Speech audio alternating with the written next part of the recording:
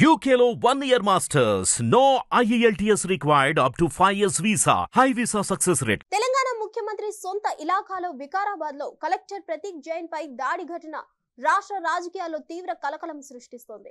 కొడంగల్ మాజీ ఎమ్మెల్యే పట్నం నరేందర్ రెడ్డిని పోలీసులు అరెస్ట్ చేశారు.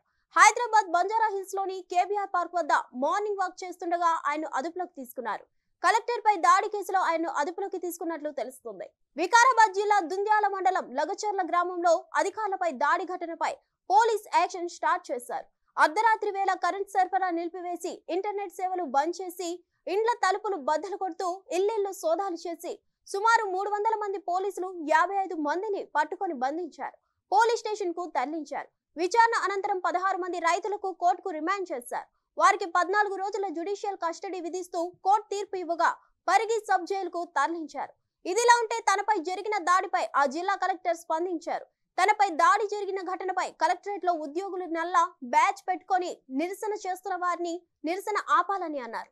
అక్కడ ఉన్నది మన రైతులని, మన రైతులపై మనం ఎందుకు చర్యలు తీసుకోవాలని చెప్పారు.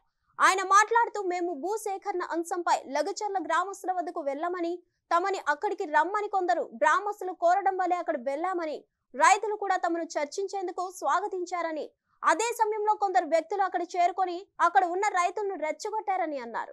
ఆ సమయంలో రైతులను ముందుకు తోస్తూ తమపై దాడి చేశారని, ఈ దాడుల్లో ప్రభుత్వ వాహనాలు, కొందరు అధికారులకు స్వల్ప గాయాలయ్యాయి.